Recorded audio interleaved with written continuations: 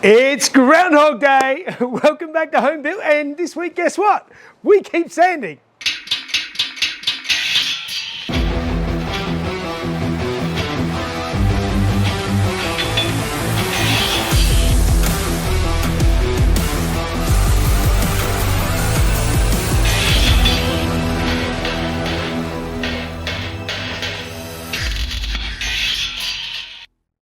Alright guys, welcome back to Home Built, and those who've been following will know that this is the Alfarrari. This is my Ferrari engined Alfa 105 that I have spent the last over 2 years now getting to this stage, and recently we've been doing lots of sanding. Lots and lots of sanding, and guess what? There's still a lot more sanding to come. That's just the way it rolls with this sort of stuff. And the body is getting very close. Last week I showed you how I was getting these nice crisp body lines. If you missed it, I'll put a link up above so you can catch up. And if you enjoy the sanding videos, and you're not subscribed, please subscribe, because you're a special person, because these are very slow videos, but I'm getting through there. It's just what it takes to get the car looking just right, and I want this car to be spot on, and that means time. That's why a good paint job is not cheap, because it takes a lot of time in the prep. The spraying part's quick and easy. That's really not that big a drama. It's all of this before time that is what's taking us ages. Just going over a couple of comments from last week. There were a few people who were mentioning about cleaning out sandpaper, and it's something I do quite a bit that I haven't actually shown on the on this video recently, but it was good that you brought it up, and I should have mentioned it. Is a good way to get grits out of sandpaper to sort of reuse them is if you get a wire brush, and you can actually just get some of the build up and grime out of the sandpaper and get it to last a little bit longer, because like I mentioned, I like to DA over these bits, the fresh skims, to take that surface off before I use the sandpaper, because if you use the sandpaper straight on this sort of initial surface, it clogs the sandpaper very quickly. There was a comment, somebody said if you wax and grease remove over the fresh bog section, it will stop the clogging. I haven't seen that. I'm not sure if it's going to work, but it doesn't matter. It's worth a try. So I might give that a go this time. There are other comments. Previously I've used a body file, the metal body file, to sort of take the surface off of this, but it just ends up clogging the body file. It's harder to get it out of the body file than it is to get it out of just change a piece of sandpaper. So yeah, I just recommend having the sacrificial DA sander that I just sort of go over it with and just take the top of it off with that and use this. But we'll try the wax and grease remover this time and see how it works. Well, let's get sanding. So you can see here I tried the wax and grease remover and it helped a little bit, but ultimately I think the DA is the best way to go. And here you can see me just blocking away and checking with a straight edge, just making sure I've got a nice level flush door fit. And the cycle repeats. Another skim, let it set up, then sand it back off. It feels like a never-ending cycle. Okay, so as far as the filler on the outside of the car goes, it feels like I'm getting there. There's still probably going to be a couple more skims, but I feel like I'm getting towards the end of the initial phase, the 40 grit phase, and getting it down to a workable state. The last thing I need to do is fit this boot, and I need to go through, fit it on, and then go through and do the same thing that I did on the front, on the bonnet, and get the edges and the panel gaps absolutely perfect, because I know they were close, but it's not something you can easily weld. Similar to the front, it's in and out, and it's just the best way to do it is just with a bit of fiberglass filler to just tighten up those gaps and get them perfect. So let's get the boot on and start working on some gaps.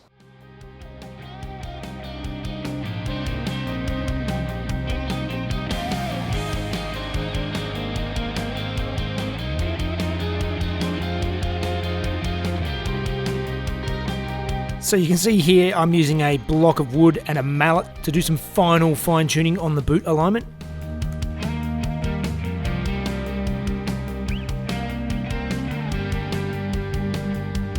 So you can see I just went over the boot with 80 grit just to scuff it up so that I could put a skim over the top, just to fix up some of the minor ripples from adjusting, and it's just a really old panel that is not perfect.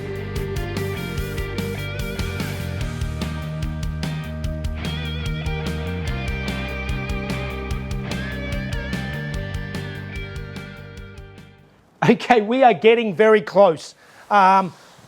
Almost the entire body I am very happy with now. With last few tiny little tweaks, you know, I can see there's a tiny little low spot here and a tiny little low spot here, just to sort of tweak and get right.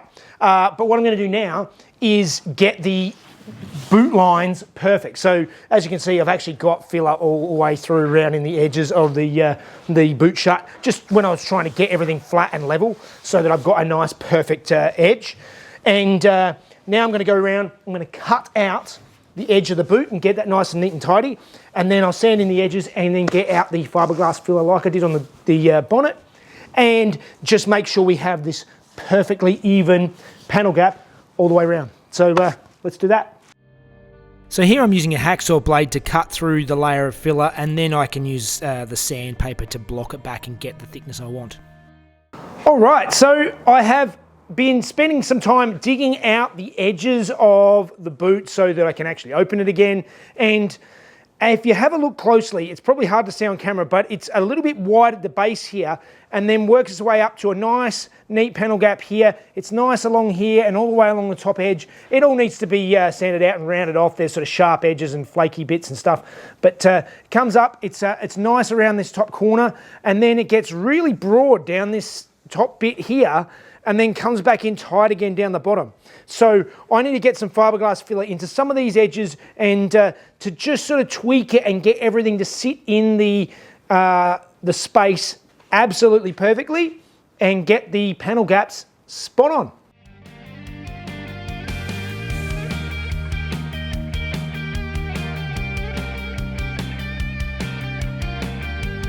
So you can see here I'm using the fiberglass filler just along the top edge, and the reason I'm not using regular body filler is it's very brittle and crumbly, whereas the fiberglass filler is actually very robust, and it will be able to hold the edge quite nicely and won't chip away with time.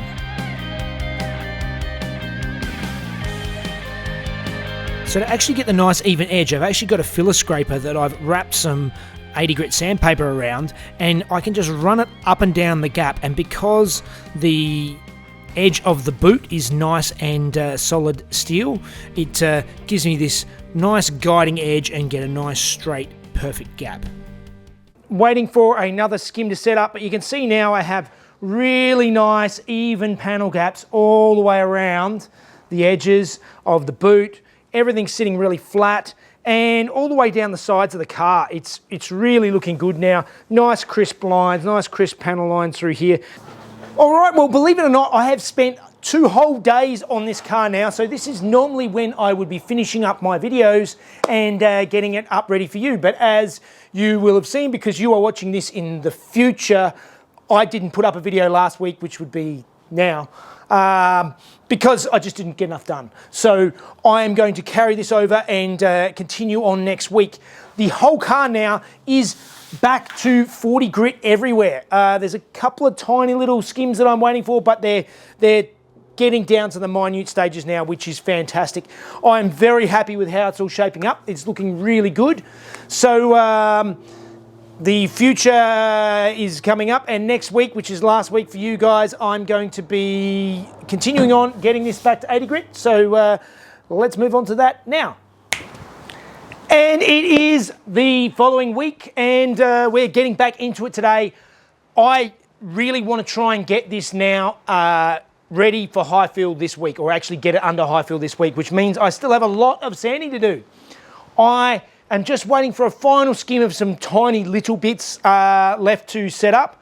And then what I'm going to do is I'm going to go over and start masking up my lines again so that I can keep a nice sharp line. And then I'll show you how I'm going to start going over this with 80 grit.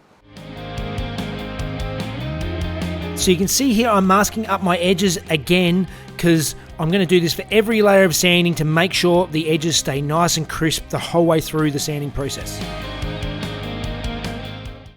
Right, well, I have all of the filler work done at least to this stage. And that means now that we need to start sanding the car back with 80 grit to get rid of these 40 grit scratches. And to do that, what I'm going to do is I'm going to guide coat the car. Now, this is the first time I've used it, but I'm going to be using some of the powder guide coat. The benefit of powder guide coat over spraying it is spraying it can actually clog up the sandpaper a bit more and stuff like that, whereas the powder guide coat is very light. It sands off with the rest of the filler, so it should sand quite easily and make this process nice and simple. So I'm going to go over it now with some with the guide coat, and let's have a go.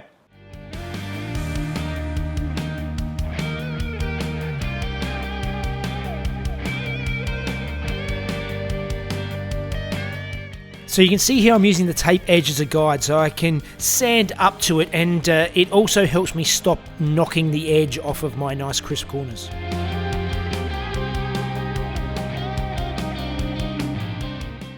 Wow, that is so much faster going through and just sanding the whole car in 80 grit. Now that I've done the filler levels, because it's taken so many weeks to just get it right, get the filler right, now I've got it all done in 40 grit.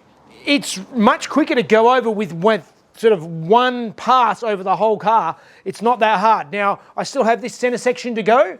Obviously, I masked it in the middle here so that I sanded below and above that, and I've still got a bit in the bonnet, and I've still got a little bit in the bottom and the roof. So I'm going to do that now. So it's unmasking again, mask up on the other sides of that of those seams, and going again.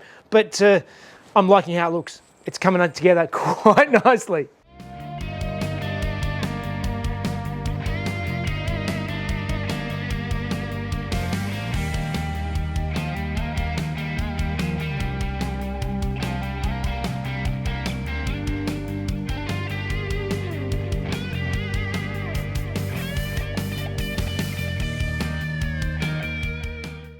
Okay, well, I am hesitant to say it, but the filler work, at least at this stage, is done.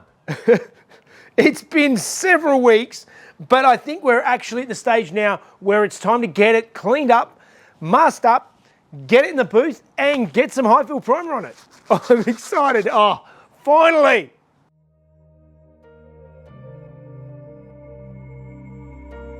So I'm going over and vacuuming everything now, trying to keep the dust down as much as possible, even though it is everywhere through the shop.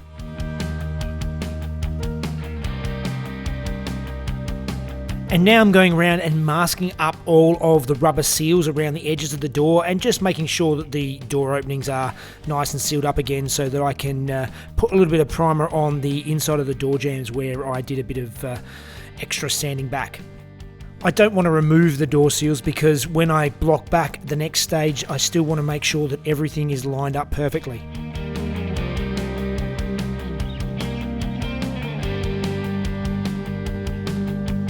I'm masking up the headlights around because we don't need to high fill in there, and it also saves a lot of extra overspray around everywhere.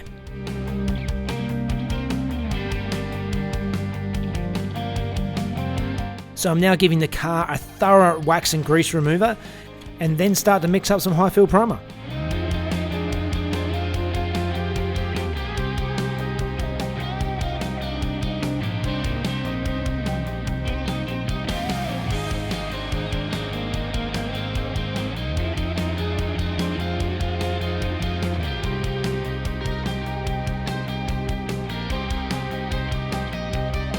So here you can see I get stuck straight in and get a nice coat of high fill primer over the front end and one entire side of the car before I realised my mistake.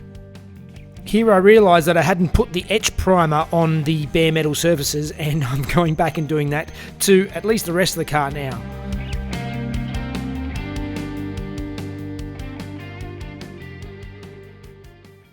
All right, this is looking absolutely fantastic. All of the lines are nice and crisp, and everything's really just looking very, very nice and tidy. Very happy that I spent the time getting things right One thing I did notice, I'm not sure if the light will pick it up, you can sort of see that there's a couple of bumps just here in the roof. They're very, very light. They're not big at all, but they are obviously something that I missed. Coming around, yeah, everything just looks really, really nice. Nicely finished, and I am stoked to finally have it all in high build primer and nice and straight.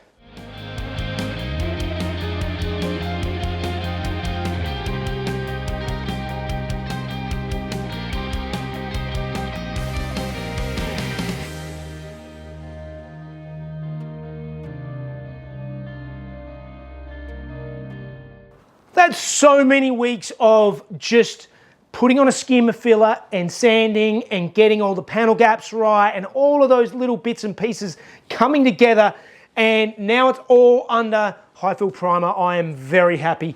It's going to take some more work, I am sure. Like I mentioned, there's a couple of those little things, and I'm sure there'll be more once I start blocking it back. I am pretty much resigned, always was resigned, that I'll probably have to actually high fill it twice. So what I'll do is I'll be sanding this all back, blocking it all down, and finding undoubtedly finding imperfections that I know are going to be there, because it always happens like that. And then I think I will high fill it again and then block it a final time before the actual final colour. Not sure if I have to do a second high fill in the engine bay. We'll just that'll just wait to be seen. But I am so happy to have got to this stage. I'm glad I laid the video over for another week, so we actually have it done all in primer. A lot of that's done. The sanding, even though there's still a lot of sanding to go, the most frustrating part is the filler stage where you're sort of adding and subtracting. The bulk of that is done now, so it's much quicker to just block back an area than it is to be continually going over and over and over and over and over and over the same things again. So I'm going to leave this now for the next week to sort of set and do its thing and sort of shrink back as it needs to. So I think that means it's time for Fun Facts with Mrs. Jeff.